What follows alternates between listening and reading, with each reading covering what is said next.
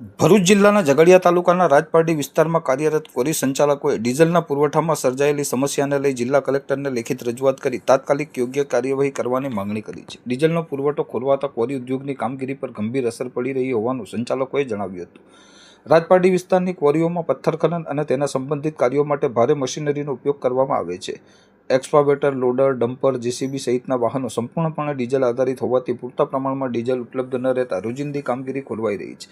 કોરી સંચાલકોના જણાવ્યા અનુસાર છેલ્લા કેટલાક સમયથી ડીઝલનો પુરવઠો અનિયમિત બન્યો છે, જેના કારણે ઉત્પાદન ક્ષમતા ઘટી રહી છે અને આર્થિક નુકસાન સહન કરવું પડી રહ્યું છે. કોરી ઉદ્યોગ સાથે સંકળાયેલા મજૂરો, ડ્રાઈવરો અને અન્ય કર્મચારીઓના રોજગાર પર પણ તેની સીધી અસર પડી રહી છે. સંચાલકોએ કલેક્ટરના રજૂઆતમાં જણાવ્યું હતું કે ડીઝલની અછતને કારણે પરિવહન વ્યવસ્થા પ્રભાવિત થઈ રહી છે, જેના કારણે બાંધકામ ક્ષેત્રને જરૂરી કાચા માલના પુરવઠામાં પણ વિલંબ થઈ રહ્યો છે. જો સમસ્યાનો તાત્કાલિક ઉકેલ નહીં આવે તો આગામી દિવસોમાં કોરી ઉદ્યોગ સંપૂર્ણપણે ઠપ થવાની શક્યતાઓ છે.